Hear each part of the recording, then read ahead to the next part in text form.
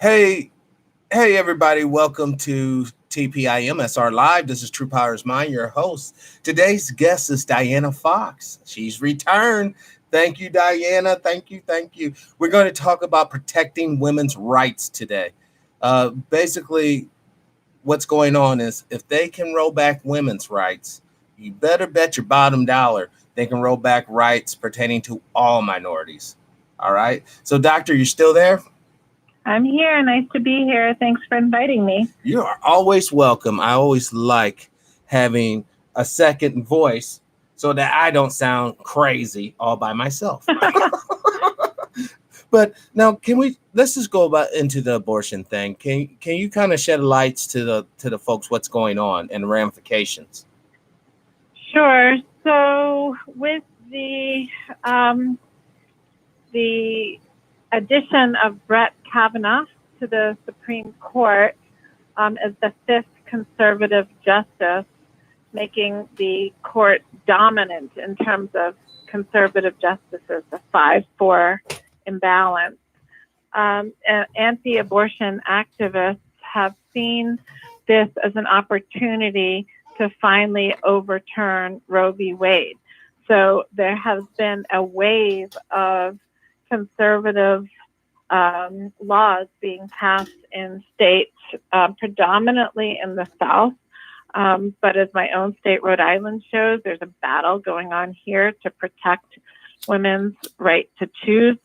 So with the hope that these very regressive and very restrictive laws will push the Supreme Court to take up one of these cases that are likely to be challenged because the law of the land, of the national law, it takes precedence over state law in this case, since Roe v. Wade is the law of the land. So many of these cases will be challenged. They'll be challenged, and the hope is that by these anti-abortionists is that the Supreme Court will take up one of them and use it as an opportunity to overthrow Roe versus Wade. Now, do you think the reason why they're doing this is in part due to the low birth rate for many European families? That's an interesting angle. Certainly, there's a lot of fear among white people and white supremacists in particular about the changing demographics in the United States. I think that could be one reason. Another reason, I think, is really the religious beliefs of people who are pushing this forward. They think that abortion is murder, and they assign human rights to the embryo. So there's this idea of fetal personhood, and that's even an inaccurate term, but they assign personhood, full rights, full human rights to the embryo. And depending on the law, that can start as early as 6 weeks into conception, when many women don't even know that they're pregnant. And some of these laws, they're titled fetal heartbeat laws. And what's disturbing about the title of these laws is that there is not even a heart yet. There's something called a heart stem. There is blood flow through a stem that gives a little bit of a pulse, and they call this the fetal heartbeat. So we don't even have a fetus. We don't even have an embryo. We have a zygote. So these are medically uninformed laws that are trying to impose a religious view, because when this is a really interesting question. When do you conceive of an individual having personhood, being a human being? Can you assign that to a collection of cells? Only if the That's cells. what these laws are doing. I think in their side, they're using time. They're a form of time travel. They're basically saying as long as this ball of cells have enough time, it would ultimately become a viable human being. Which it's what it is. It's a problem with the way the society views life in general. If we What do you mean by that? if we viewed life and we attach liberty and freedom to life, then it should, in all honesty, be up to the young lady and man to determine what's right for their family. And honestly, the government shouldn't be involved, because what you just described, now we have a legal scenario to where a young girl sitting there on the toilet, she has a miscarriage. Well, did she just murder that baby? Well, there are some states that want to require that there are funeral rights for the miscarried fetus. That's out under Alabama's law, which is the most restrictive law. It requires that if there's a miscarriage, that there is actually a funeral right. And so that is really imposing. What that is, personally, I don't really care what people believe, what their personal beliefs are. People Correct. can believe that the aliens are coming down tomorrow. Stop it. They are coming. Have you seen the U.S. Navy? Tomorrow. I said tomorrow. People can believe whatever they want to believe, but don't impose your beliefs on on me and my body. Well, and how can you stop that, Doctor, when I have all the legislators in my political party going to follow my little Zionist program? And you are, as a woman, going to have these babies, and you're going to stop with your career, and you're going to get your butt back in the kitchen where you belong. Now, how are you going to fight that? Well, but the point that you raised about the legislature is critical, because that goes back to the gerrymandering issue. That goes back to how the districts have been rigged, so that even in a predominantly, a Democratic district in terms of the popular vote, the way the lines are drawn will allow the districts to go Republican. So that's what's been happening, and that's why we need campaign finance reform, and we need to have redistricting, which won't take place probably till maybe even 2024. I don't know. It depends what happens in 2020. So all honestly, these things are related. These things are related. So they know that the districting is in their favor. They know that the Supreme Court is in their favor. And that's why some states, on the other side of it, there are other states that are moving to preserve the rights that are enshrined in Roe v. Wade in their own state constitutions. So Oregon has passed one of the most progressive pro-choice bills that enshrines Roe v. Wade. That's what we're fighting right now in Rhode Island, and in a number of other states. In Washington State, it happened a few years ago. So the states are taking sides now, depending on whether they're blue or red states, frankly. It's almost as we're reaching the crescendo to another Civil War flashpoint. It's not about slavery this time. It's about, preserving life versus preserving women's hard, fought political freedoms to be able to have reproductive control over their situation. I think that the Civil War is kind of a scary proposition. People are writing about that.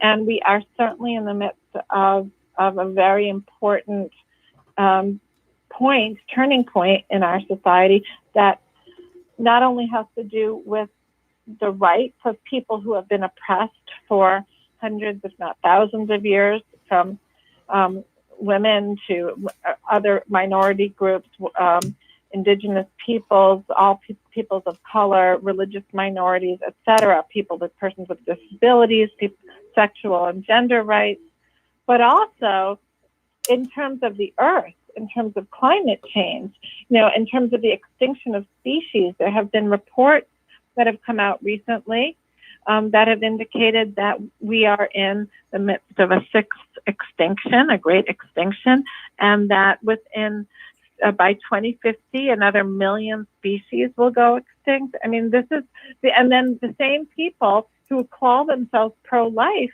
are denying climate change. And how is that pro-life? Because they're not really pro-life, Doctor. What they are, they're pro-race and they're pro-power.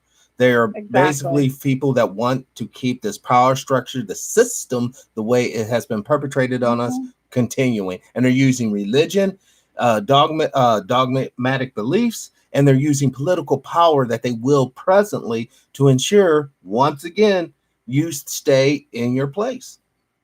And me Yeah, I too. think it's a kind of the last gasp of colonialism. Ooh, we can only beat hope. I'm sorry, we really can, because this world could be so much better if we took away the colonialistic aspect of it. Yeah, yeah, but the people who are trying to preserve, the people who have their interests in the oil industry and the corporations that have the corporations have the status of persons, Yes. right? Yeah, yeah. Now So that's so. Now isn't that really abominable? Now I can see where you could actually argue a cluster of cells, but you cannot argue a cluster of paper being a life form. yeah, yeah. There's this wonderful documentary. It's actually out on Netflix.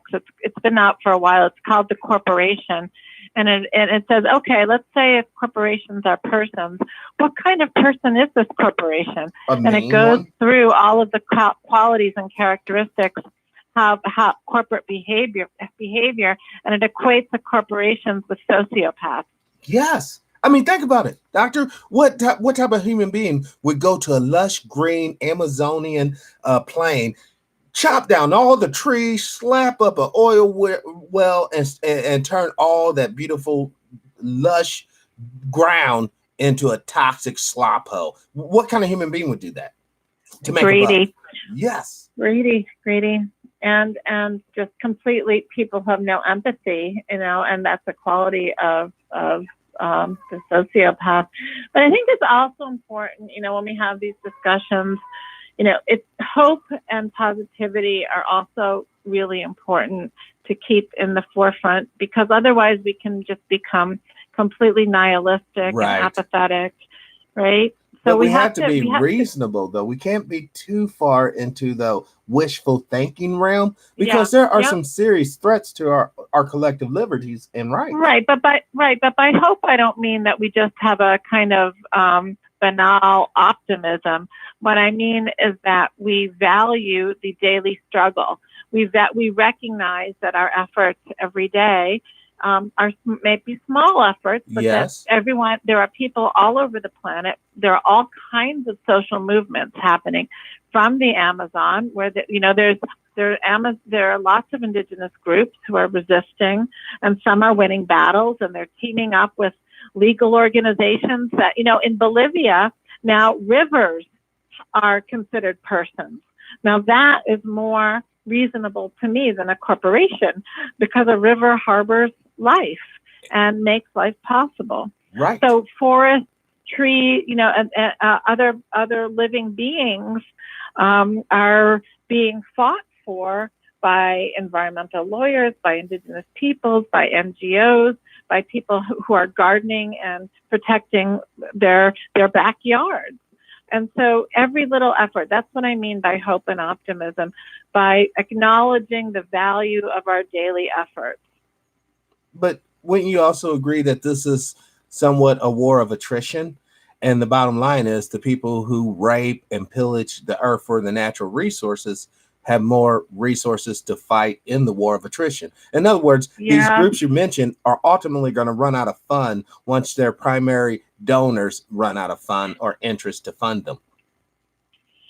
Yeah, I mean, I think that what's going to happen is that there has to be the powerful have to be transformed. And there are some corporations that are realizing that their own bottom line is in jeopardy.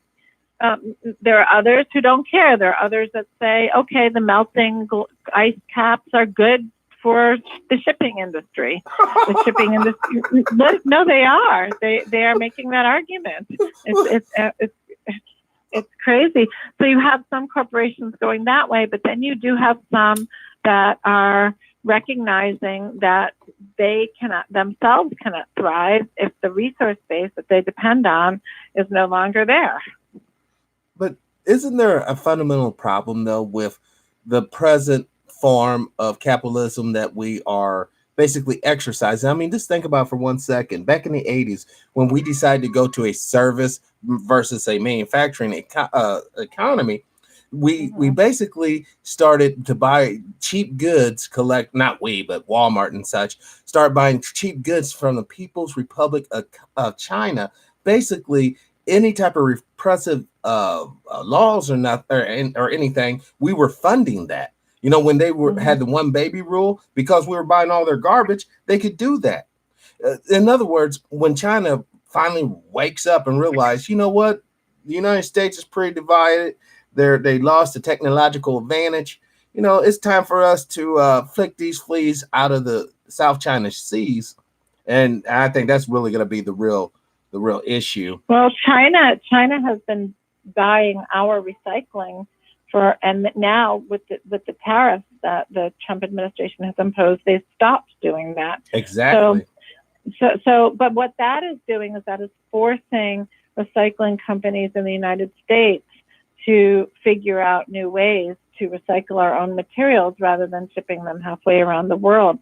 So that it might give rise to some innovation. But I mean, you're right, absolutely. Predatory capitalism is the norm of the planet right now. And even people who I was just reading an article actually about this, and even communist systems have not been much better to the earth.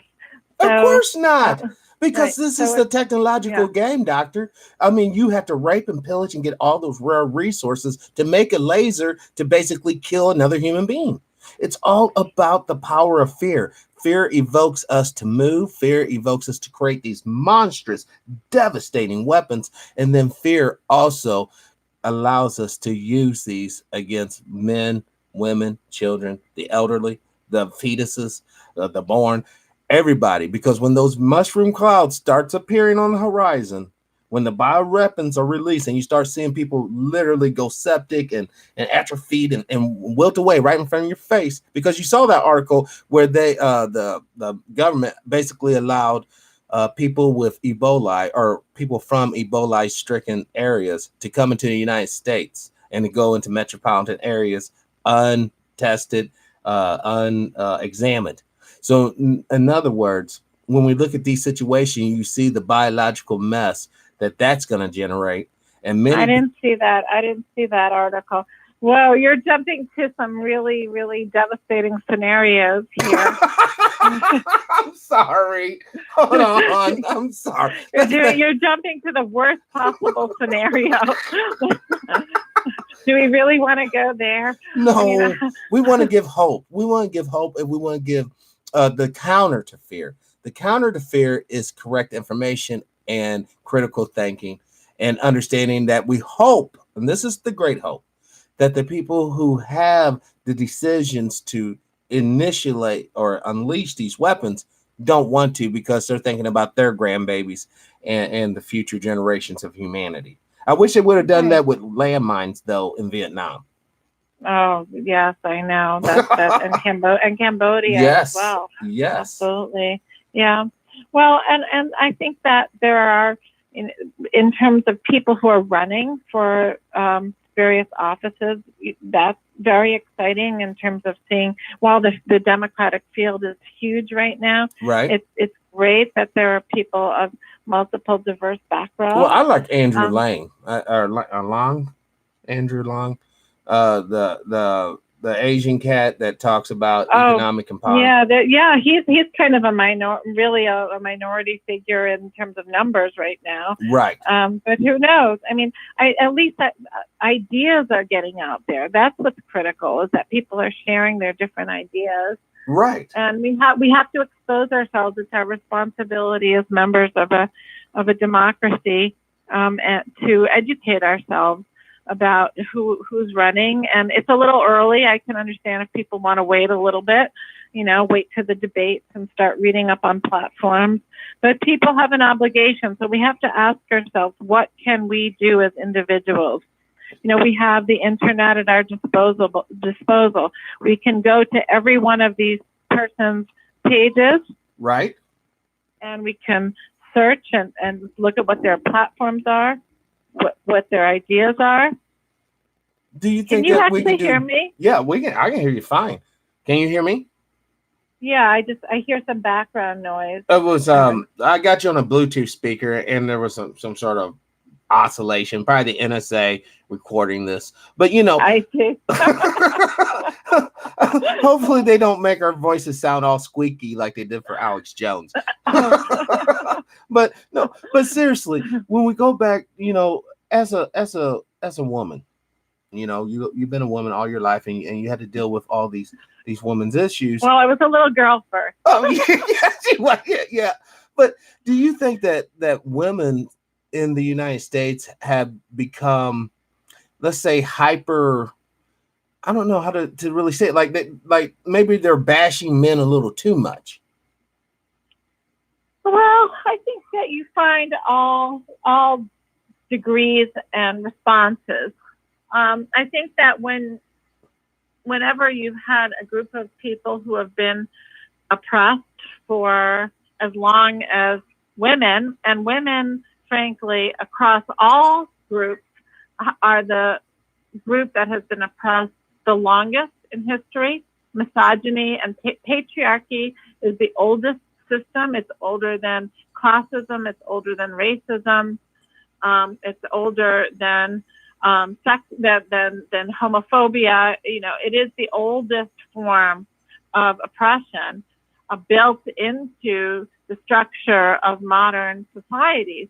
So when you have people who have been oppressed for so long, it only makes sense that there are going to be an extreme reaction. The pendulum is going to swing to the other side. And so that we see an arc. I think we see a spectrum of viewpoints. There are people who think that the Me Too movement has gone too far, and there are those who think it hasn't gone far enough. There are people who are very angry, a lot of women who are very angry. And why? Why are they so angry? Well, because power is still not distributed equally in many ways. I mean, if you look at the way women candidates are evaluated, the time they're given in the press, it's generally less. They're still talked to, their hair, their tone of voice, their personality, their clothing, are still harped upon much more than men. And there's just unequal pay. There's still unequal representation in business. A very small percent of CEOs are women. It's something like 1 or 2%. So, the majority of wealth in the world is owned by men. So while women have made great strides, there's still a long way to go. And every time there are gains, there's also a backlash. So we're seeing a backlash, just like when Obama was elected. There was a backlash, and there was the reinvigorating of the Ku Klux Klan. So they always been kicking it though, for real. Yeah, but they've become emboldened to they're marching more frequently now. They've always been there, but they've had ups and downs in terms of their membership. Mm-hmm. But that fear of the black man in the White House. Oh my God, Charlie, let's get together and burn a goddamn cross. And that type of mentality, that type of hate. Exactly. That type of hate. It's what's killing us. So I think that change occurs at all levels, and we need to hear the most radical voices to more measured voices. The radical voices, the most on the far progressive left, right, need to be heard to influence those who are less willing to see change or need to make or want to make change. Just like Hillary Clinton, when she was running, she moved her platform further left with Bernie Sanders' ideas. So I think that all voices in this fight are really critical and will have their impact in their own way. But the problem with that, though, Doctor, is I just did a show actually about it 2 days ago. YouTube is enforcing their hate rule or their hate speech content violations. In other words, you're not going to be hearing from the ultra right. You're not going to hear their voice. It will be silenced. Typically, a lot of the left the radical left is still allowed to spew their particular brand of propaganda. But the point is, I agree with you. I think that if we silence any voice, even the KKK voice or the opposite of that of the whatever voice, the Nazi voice, the whoever, if we silence these people, all we do is them go underground and disseminate their information unmonitored by others. So you won't know what they're up to. I sort of agree. I mean, if they want to march in a public space where there are protective forces and they're not allowed to be able to march with weapons, then that's different from what they're doing on the web, where they're actively recruiting and they are acting in ways that are incendiary to violence. But then how come the opposite of that can't be true? How come, I mean, I know that, KKK is a big name entity, but what is the opposite of KKK? The FBI, the CIA, the Black Panther? Who's the opposite of them? And there really isn't, because they are the dominant.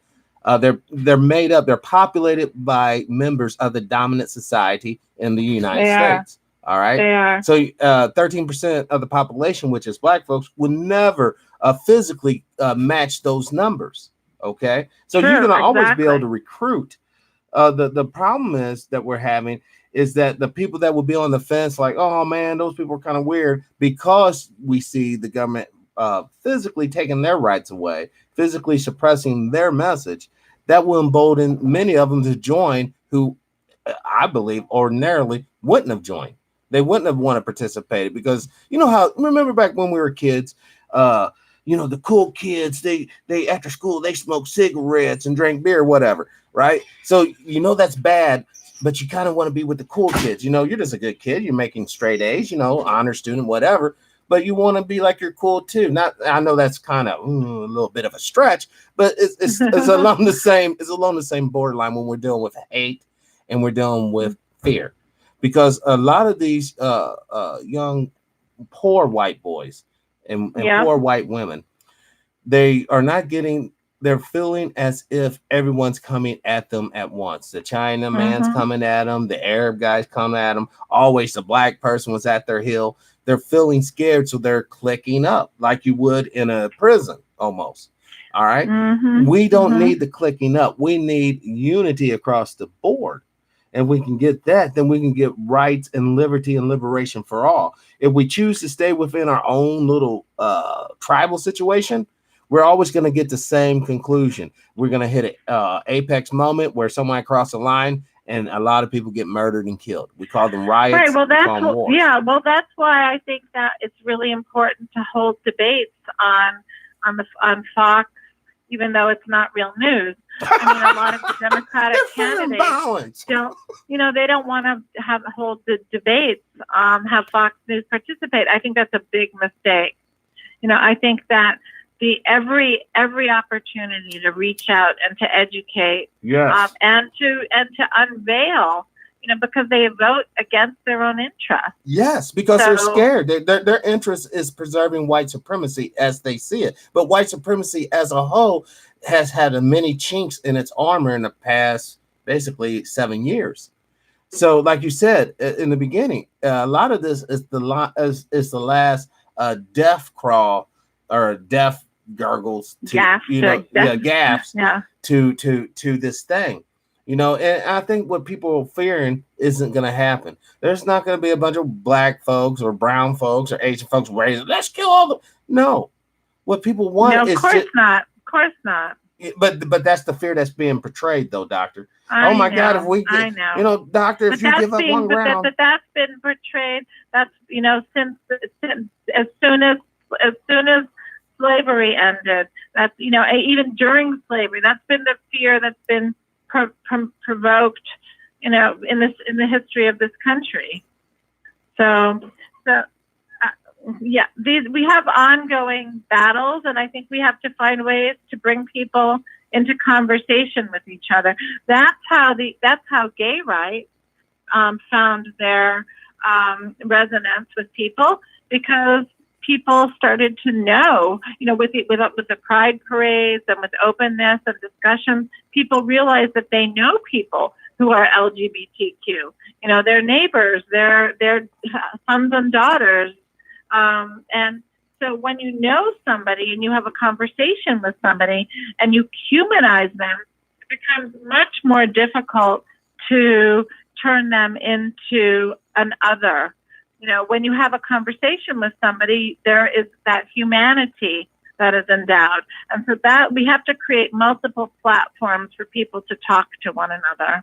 Well, it's interesting that you mentioned the gay agenda or the gay plight, because in many ways it seems like they have removed Black folks from the forefront of civil rights involvement, or at least, especially like on the reparation issue, no one's even talking about that. But we'll talk about two men getting married or two women getting married. And the thing is, it's because gays have funding, gays have members who are in power. Ed Buck, a Democratic gay out there in California, we know what he's into. But the thing is, they use their political power, their economic power, and they merge it together to get laws passed for their agenda. Whereas it seems like Blacks and women, well, not so much women, but Blacks definitely just brushed aside. There is no trouble. Obama was elected. There is no more racism. All you gotta do is bootstrap. And it's like, how do we show that, look, things are still, you want to talk about women's rights not to have abortion. What about a Black person's right just to drive to work? Well, the majority of white people live in segregated white communities. Christianity, which is the dominant religion in this country, the churches are mostly segregated. So communities and churches are still largely segregated, and a good percentage of white people never interact with African Americans or Black Americans. You can't say that, Doctor. I watch Empire. I know what they're up to. Yeah. Never met a Black person in life. Yeah, no, I'm serious. That is a very important. That's one of the reasons, because again, you can dehumanize that way. So, that's one of the reasons that they want to keep these districts gerrymandered. And do you ever see a day where we can have true reconciliation, where Blacks and whites, browns and Asians and everybody of the world, hermaphrodites included, could just be like, you know what, you're a human being, and I appreciate you for just being a human being. Let's work together and build something cool. Well, I think while there has been a lot of rollbacks, and while there's still a lot of all of the isms, I do think that that the society has progressed in terms of breaking down barriers. There are more biracial children in the society than there ever have been. I think both of us. My cousin Jane Elliott would say there is only one race. Where there's no such thing as biracial. Yeah, right. Race is a social category. It's not a biological category. But there are people of different ethnic and different shades who are intermarrying, and my world is a very multi-ethnic, multicultural, multiracial, everything world in terms of the people I know and then the people who know me. And I think that increasingly that's the case among some of us. So it's those of us who live those kinds of lives where it is starting to happen. And I think the younger generation is where I see hope. They're the ones who are leading the climate marches. They're the ones who are leading the anti gun rallies in terms of having, military weapons that are available to everybody. Yes. They're the ones who are leading. It's crazy not even having background checks for military style weapons.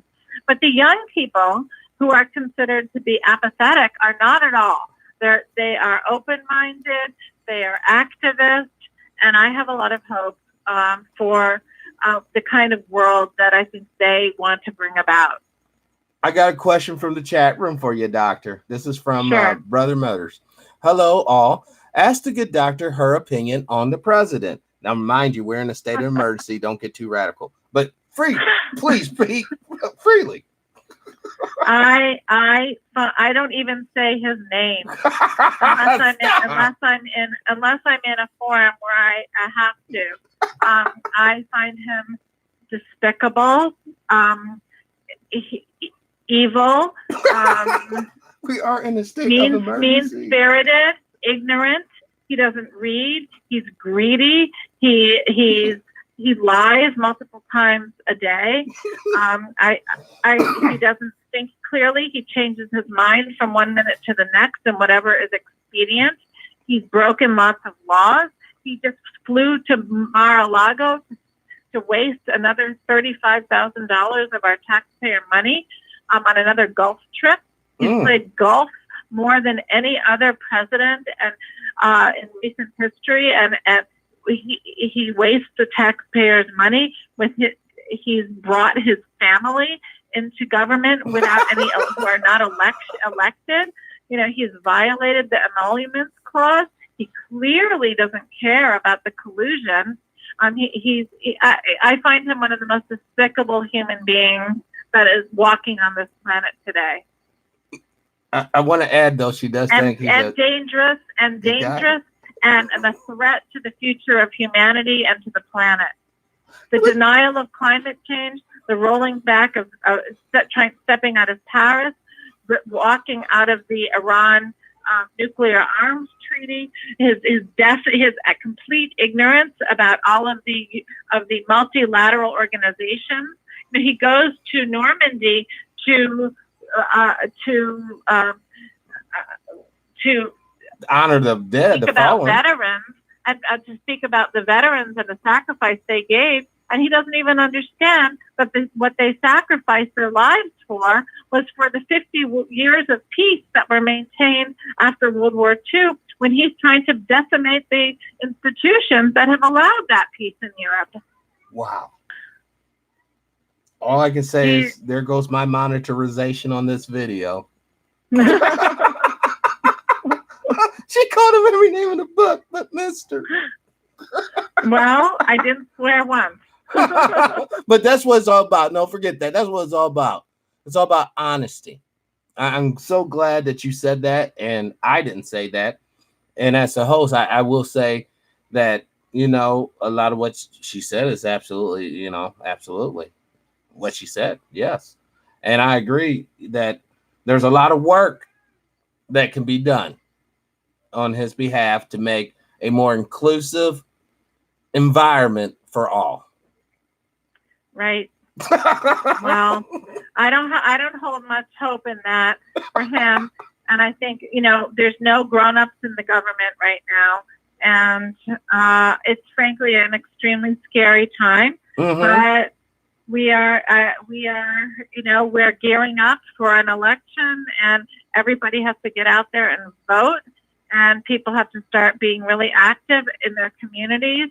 And if the people mobilize, then we will see some positive change. All I got to say is this one thing. And this is unfortunate. I think he may be crazy enough to do this. I was talking to a political buddy of mine the other day. And what would happen if Trump said, you know what, it's high time we give the black folks reparations? If he said that, what do you think would happen in the 2020 election? Well, first of all, I doubt that most people would believe him because he said lots of things, that he hasn't. The only things that he's carried through with are his promises to the white supremacist buddies, and people in the oil industry. But he said he was the best friend of women and blacks and LGBT people, and he's rolled back protections for all of those groups. So who would believe a word he said? The Washington Post is keeping track of his lies, and he's made tens of thousands of lies during his time in office. So if he said that, I think it would just go up in smoke. I think it's a lot of hot air. I mean, but to see the sad thing about it, because like in the new media, I deal with a lot of people kind of like that do what I do as far as independent shows. And the Democrats are not offering any viable candidates that will appeal to the average intelligent black person. Bernie Sanders came straight out. You're not getting reparations. He said that straight out. We all know Biden doesn't give a fuck. So Right. it's I hear you. I hear you on that. But right now, we are in survival mode of our planet. But we've always been in survival mode. Black folks, when you say that to black folks, that doesn't appeal to us. True. We've always been in survival mode. Yeah, survival mode for community and individual lives. But we're in survival mode for the planet. We're in survival mode for the biosphere now. We are living.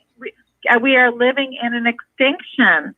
We're living. If our biosphere collapses, nobody will survive. Exactly. And there's so much pain. Right. So this goes beyond our individual group requests and demands, no matter how reasonable they are. This goes to getting him out of power, getting the Republicans out of power, and working with whoever is in there to push for our agendas. But see, that's where I'm coming from. I mean, I know what you're saying. You want liberty and freedom. Seriously, that's what you want. I want a planet. I want a livable planet. Yes. I mean, if the worst case scenarios, everyone has to read about this. You have to read about. You can go on even on our own government's website on NASA.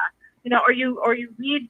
Go to the organization 350.org, or read Bill McKibben, who's a leader in the climate crisis that we're living through. This is real, and it's very dangerous, and it's imminent. And this election, to me, is about the survival of our planet. So you see Trump wins in 2020, you would feel as if the planet is doomed at that point, or will it bounce back? I think that we are going to be in for some serious crazy times ahead, because the carbon percentage into the biosphere. I think that there are some very serious threats, and I think that his election again would not only continue to threaten the earth, but it would really undermine our system, whatever is left of any kind of democracy. We are living in a kind of oligarchy, a neo-fascist oligarchy. But let me ask you real quick, Doctor. Is the United States truly a democracy, or is it a republic? Oh, yes, democracy is there. Our republic is threatened, and the democratic features of that republic are threatened.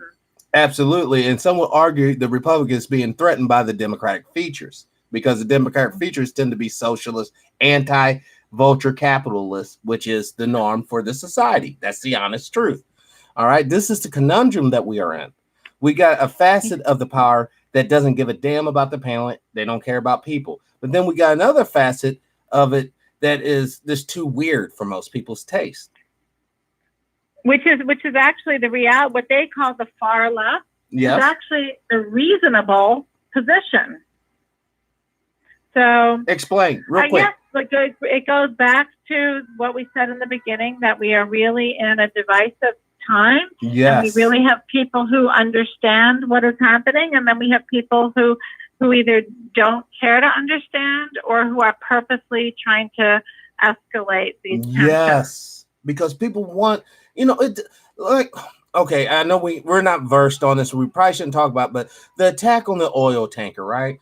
There is no, and I just want to tell you, everybody right now, I'm not trying to defend Iran, okay? Please. I just want to not see blood shed for no damn reason. It is not in Iran's strategic viability, survivability program to attack the United States. The United States is a badass country. Of course it's not. So why would they do it? We look at the U.S. Maine.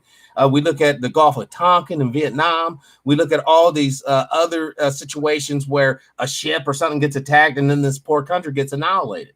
I have love for all people of all the world. And I don't want to see an Iranian man, woman, child, or baby taken away from this earth, nor do I want to see any service member or any American citizen or any person period dying over this corporate bullshit, dying over corporate greed, dying over oil. How come we don't have these oil tankers full of damn water sending it to Flint, Michigan? How come we don't have aircraft carriers full of food to drop on people in famine and seed so they can grow crops next year? How come we don't do shit like that? Well, yeah, exactly. When you have Monsanto who creates seeds that can only be propagated by using other Monsantos, they don't even self-propagate. You need to use all the Monsanto fertilizers and everything, in order for a seed to grow. And then the plant doesn't produce seeds that can be replanted because they're sterile. Then it's clear that you have corporations that are trying to run the planet. Yeah, didn't Monsanto come out with a white paper saying that they want to take over the whole biosphere of the earth, meaning that they want all? I don't know, but it won't surprise me. Well, and this is for people who don't know. Monsanto is a subsidiary of IG Farben. IG Farben was the good people that brought you Agent, I think, Z07. Agent Orange. Well, but I'm talking about the chemical that they put in the concentration camps when the people were going there for showers. The SS officers were up on the top. They would drop these canisters down to exterminate the people. This is the people we're dealing with. They did not get taken out at the Nuremberg trials. They just became American CEOs. Yeah, you're right. You're right. I'm afraid that I'm going to have to interrupt this conversation because I have a meeting coming up. Yes. And I have to prepare for that. I'm really sorry that I have to cut the conversation short. Right. It's fine. I do appreciate your time, sister. Thank you for coming on, doctor, as always. And yes, we always have a very lively conversation. But I will say, at least this time we ended it somewhat on a high note. As long as we can unite. Well, the high note is that our actions matter. They matter for the lives of people that surround us. Yes. We're talking really big picture things here, but our everyday actions, our acts of kindness and love, our caring for our immediate environment, all those things are important. Yes. And make for a better planet. And a better life. That's what we have to do. We have to do it in our everyday lives, and then we have to learn as much as we can as responsible citizens and participate wherever we can in the political process. That's beautiful. Now that's a proper high note, doctor. Okay. Thank you so for much. The invitation. You're welcome. Okay. Bye-bye. Be well. Bye-bye, everybody. Awesome. That was an awesome, honest interview with Dr. Dana Fox. You guys want to listen to the Carl Nelson show, the Mark from Anaheim stuff? I got it right here. In LA, because I have a copy of that tape where they bragged about how they had a breaking story. And on that breaking story, they showed you on a Saturday night a missile going up and hitting a jetliner.